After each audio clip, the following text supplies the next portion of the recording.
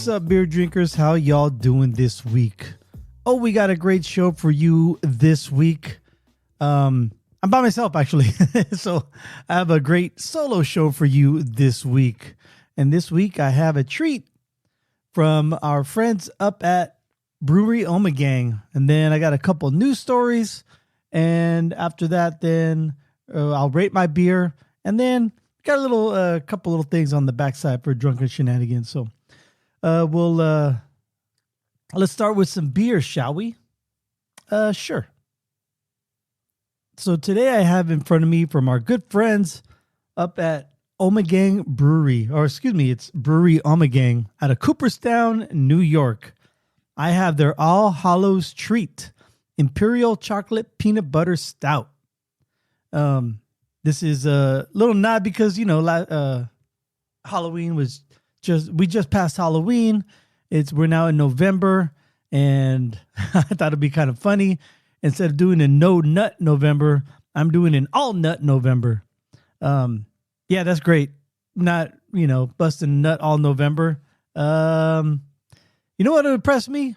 Try to have sex every day in November. That would impress me, especially at my age. But no, all nut November. So all my beers this month of November are gonna have some kind of nut in it, and not the Stifler type of nut beer, but either this one's got peanut butter. I got one in the fridge. I think it has macadamia. I think most of them are peanut butter because that was the easiest nut to find. But even pine nuts would count. But anyway, back to the beer. I have All Hallows Treat by Brewery Ommegang. It's sweet and spooky like the perfect Halloween night. All Hallows Treat rekindles your favorite childhood holiday memories. Aromas and flavors of dark chocolate, creamy peanut butter, and a soft vanilla finish swirl with a smooth body and medium mouthfeel. It's the perfect throwback that brings you to your first bite of a chocolate peanut butter cup. And I love me some Reese's peanut butter cups, let me tell you. I'm able to take those out of my daughter's Halloween bag, her candy bag, because she does not like peanut butter. And chocolate, I would say right now, it used to be she didn't like chocolate at all. Now she's more like 25, 75. It all depends if she's in the mood or if it's just the right one. Like Twix, she loves Twix. I get that because I love Twix too. But anyway, peanut butter cups, I can always go in there and grab them out, and she has no problem with that. So, and that's good for me. It's a nice symbiotic relationship when it comes to how that part of Halloween candy. Anyway, it is a 7.6% alcohol by volume with an IBU rating of 18. Oh, there it goes. There's the pop off. And pouring it, of course, it pours a really dark brown, almost black. Not quite there yet, and it's got like a caramel color head to it. Actually quite a bit of head. It's maybe about a half inch, 3/4 inch head. That's pretty good. That's quite a bit. I didn't expect so much effervescence in this one. I thought it was going to be a little flatter, but it is calming down right now. I am pausing and hesitating because I kind of want to take a picture of this because it looks nice. I need a better, especially right here when I'm taking pictures for the show, I need a better, I don't know what it's called, like a background, or I need one of those white boxes. That's what I need. And I have to do it really quick too. All right, all the head is pretty much dissipated. It's a very thin foam. In fact, I took the picture with no head. Should have tried to take a head picture, but whatevs. First thoughts. All right, I get way more chocolate than peanut butter. The peanut butter is very subtle in this, which I like because I'm not a big peanut butter stout guy. Like the Belching Beaver, I think that's their flagship, right? That peanut butter stout. People love that one. It's all right with me. It's got a little bit too much peanut butter in it for me. I like peanut butter, but I don't love peanut butter. So this one is this was good. I like it. It's mostly chocolate, very sweet. And I get a little vanilla finish in the back. I don't know about vanilla swirl, but I do get a little vanilla finish on the backside. I guess that's what finish means. Backside and finish is kind of a little redundant, but yeah, I like this one. This is a really good dessert stout. That's what they call it, dessert stout. So probably gonna rate it kind of high later on during my Untapped portion of the show. It's Social Chromatic could not be here this week. Hopefully he'll be here next week. And then the following week, I think we're going to take a week off. It's all right to have something in the can. I do plan to put something out that week, so stay tuned for that. But right now, it's time for some beer news.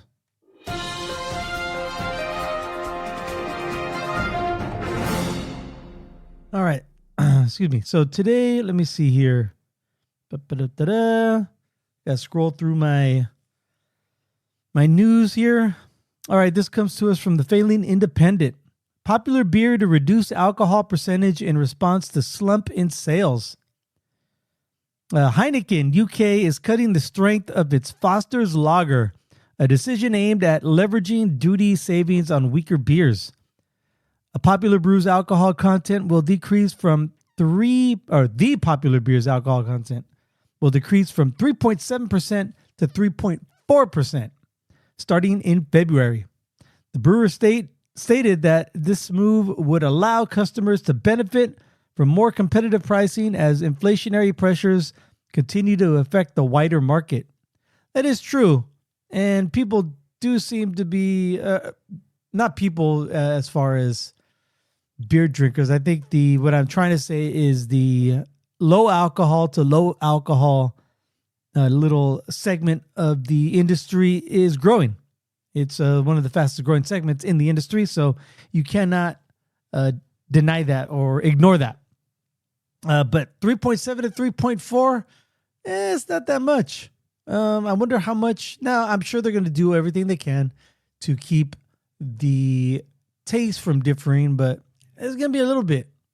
And I mean, I get it too. They want to make it cheaper.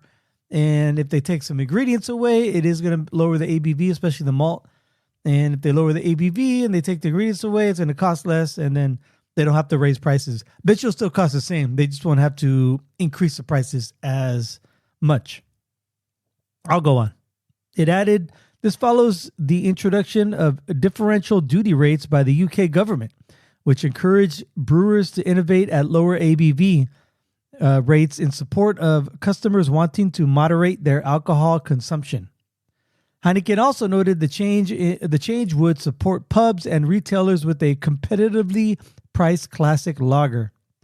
Heineken UK said the decision to adjust the ABV of Foster's reflects our commitment to helping consumers make responsible choices while supporting pubs and retailers with the competitively priced classic lager alongside a portfolio of brands across the price and ABV spectrum. Our master brewers have spent many months refining the recipe to ensure the taste remains unmistakably Foster's. See, there you go. Crisp, balanced, and refreshing.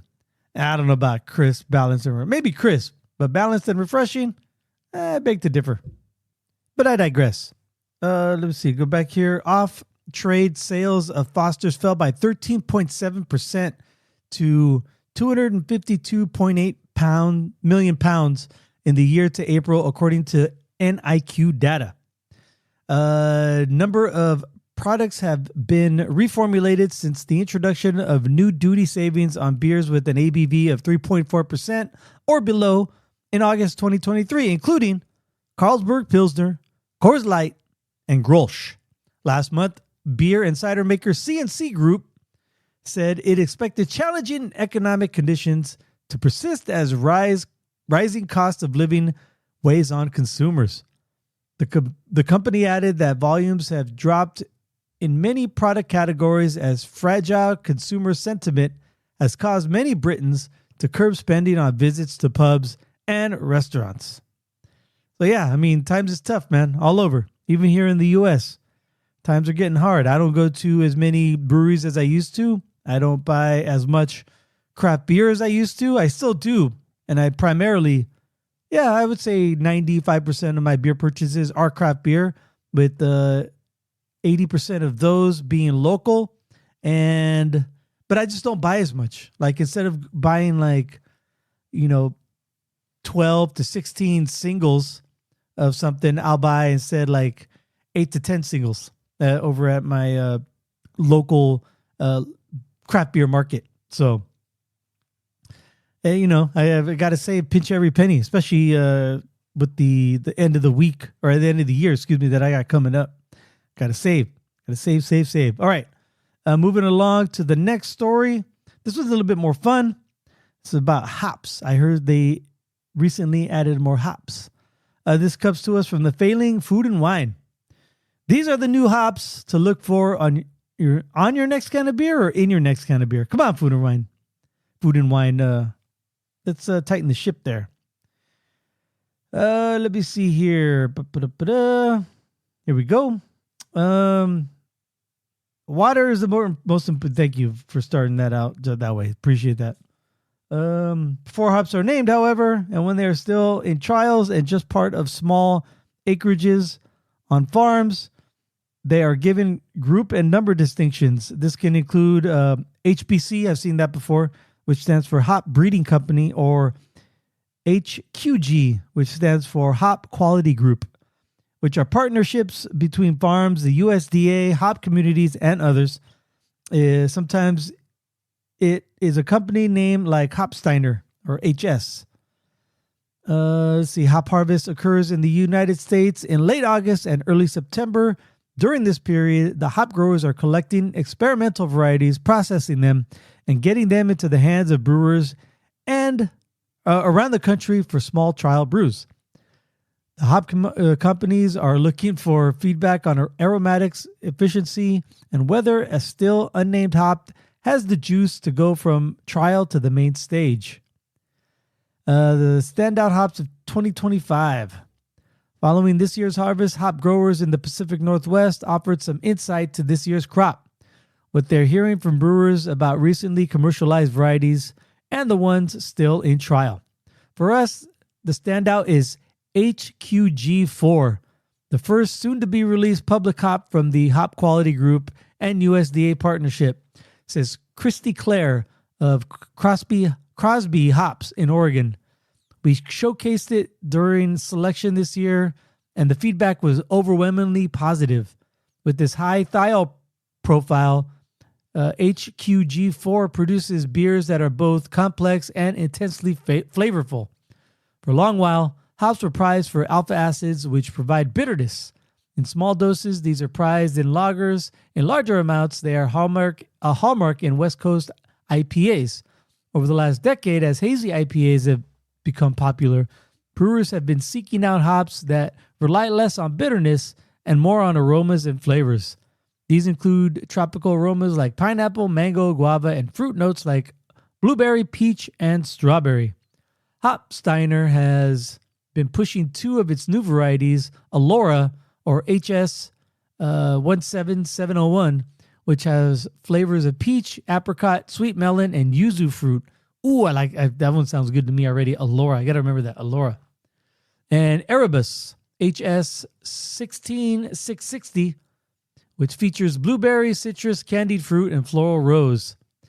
Demand came swiftly for Allura as we ran out of Crop 24 Allura in February 25, says Darren Stanky, marketing manager at Hopsteiner. Erebus was released in October 2024, and the same problem, good fortune, would have happened with Erebus had we not staggered availability for 2025.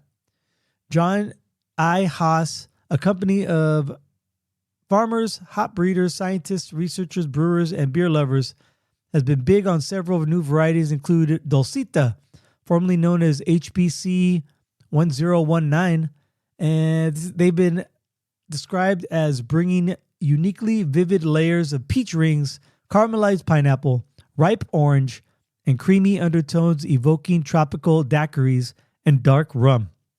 Brewers from Kentucky to Utah have utilized Dulcita in numerous beers during fresh hop season this year.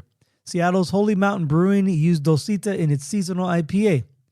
More frequently, brewers are talking about and turning to Crush, Formerly known as HBC 586, this hop variety has big flavors of orange, guava, peach, mango, berries, and resin.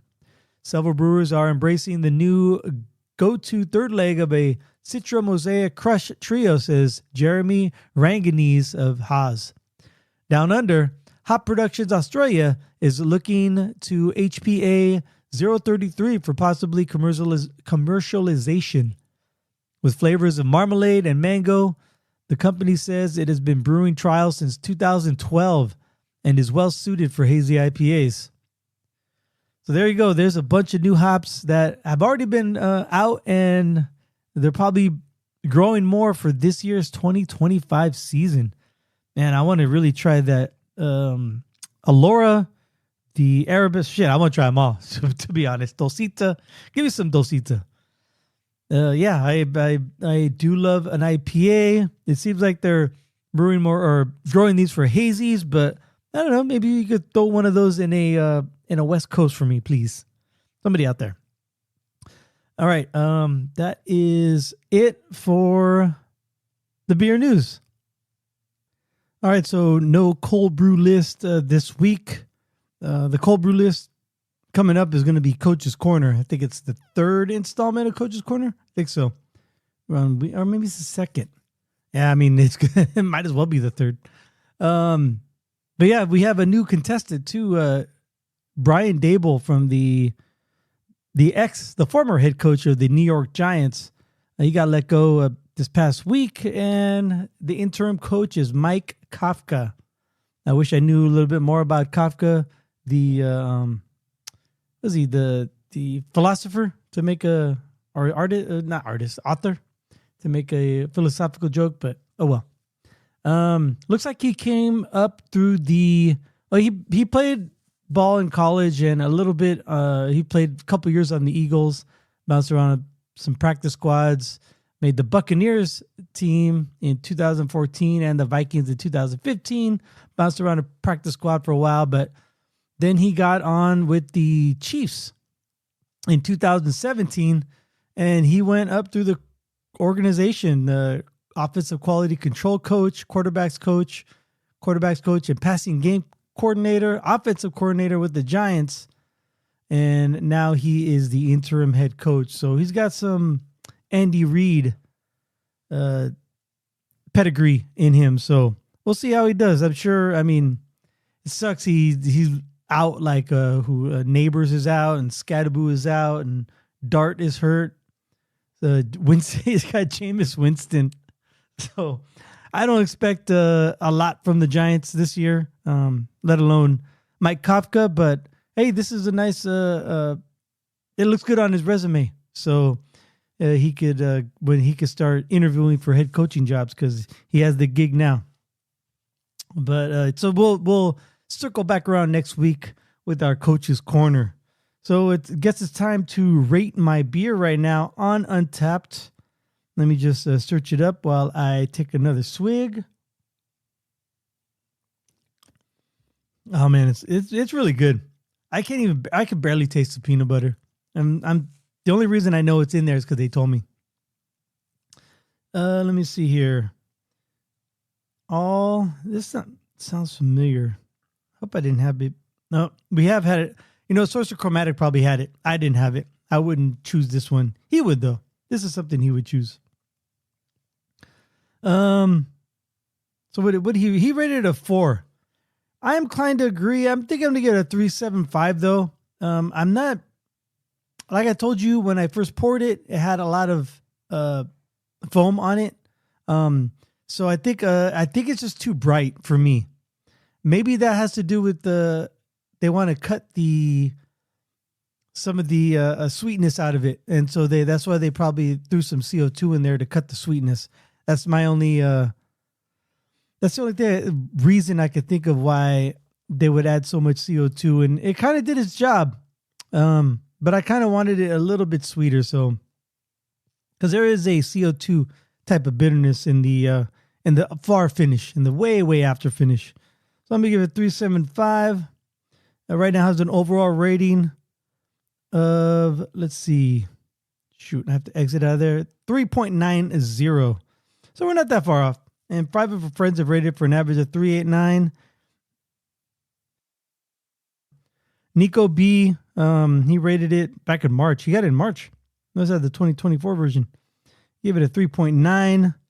Ali C gave it a 4.5. Hefe gave it a 3.75. K&M gave it a 3.5.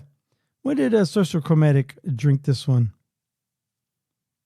Let me see if I can pull that up. And, it's back in 2023. So it's 2 years ago. So there you go. I'm going to give this a 3.75 this time. I'm going to say the CO2. CO2. Man, I'm having trouble typing today. The CO2 keeps it from being cloyingly sweet, and I can't spell peanut butter today. Peanut butter is very subtle, but loads of chocolate. Butt loads. Butt loads, I should say. But there are loads. There you go. But there are tons. Butt ton? There are tons of, are a lot of chocolatey goodness. Save and check in. So I have a couple things I do want to talk about. The first thing is my 49ers. Man, they got worked. They got worked against the Rams. You know, this was the game, as far as the defensive side of the ball, this was the game that I've been kind of waiting for. Like the shoe finally dropped. They've been decimated on defense, particularly their superstars, Nick Bosa, Fred Warner, their new guy, Michael Williams, or Mikael Williams. He's not a superstar, but he had shades of some greatness, and it looked like he could play in this league for a long time if he is one of the kinds that likes to put in the work and study and try to make his game better. Maybe not have, you don't have to really be a nerd about it. You know, you don't have to be a bookworm or a video worm. All you got to do is just work on your technique and work on being and knowing what your role is on the team, and just doing that to the best of your ability. You can have a very long career in the NFL, and it looked like he was getting there. And then the guy that they put in to back up Fred Warner, he had that awesome game against Atlanta, and then he goes and gets hurt. I don't think he's out, but yeah, there's just it finally caught up to him, and they finally ran into a decent team, because they've been playing some mid. Let's face the facts. They've been playing some mid teams, and they've had success, which you're supposed to if you're a decent team.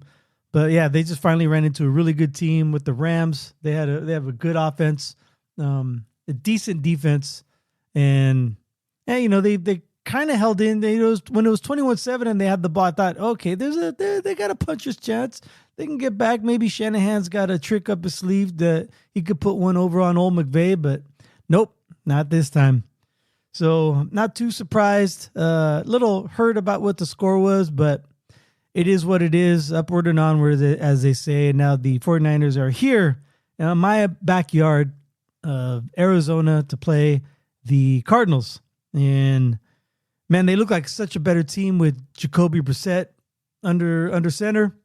But the last game, he finally got exposed as to why he is not a starting quarterback, a regular starting quarterback in the NFL. So hopefully the 49ers can continue that success. I heard Pearsall is practicing. Is practicing again. Brock is limited, or he might practice. I doubt if he's going to play. Like, why bring him back? Mac Jones is doing well. So hopefully they can get something going and get another W on the board. And then, last night, my daughter had her show opening. She's in a musical, the Rodgers and Hammerstein's Cinderella. I think I told you guys that a few weeks ago. She tried out for it, and yeah, she had her opening night. She was super nervous. On her Instagram, her little quote above her avatar or icon or whatever you want to call it.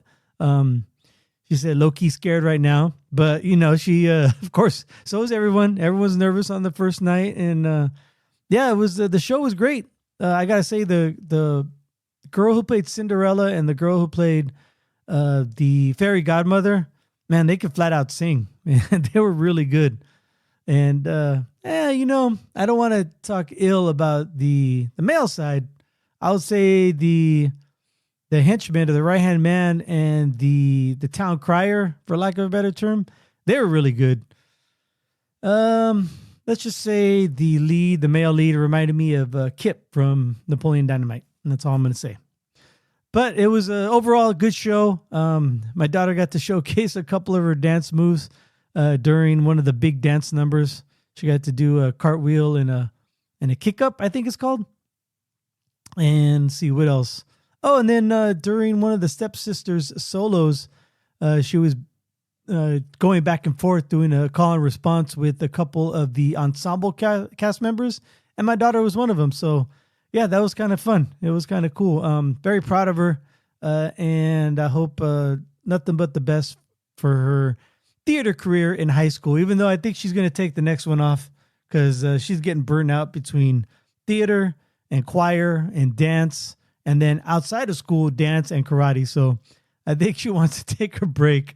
So she's going to sit out the next one, and maybe she might go back for the third one because they have three musicals during the school year. So we'll see how that goes. So very proud of her. I think I don't know. It's just I've never done that. I didn't go through the theater thing in my school. I always kind of had like a little itching to learn how to play the guitar, but that's not really a band thing.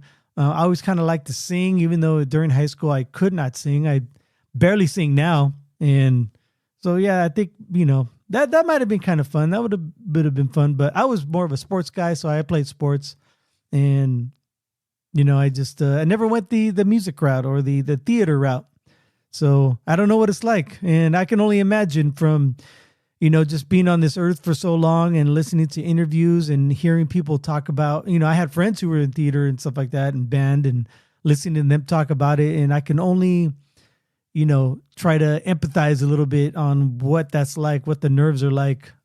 So yeah, it's just, it's fun time. It's, I'm having a really fun time, experiencing high school, all over again through my daughter. So, yeah. And I think there's a lot more good stuff coming down the pike.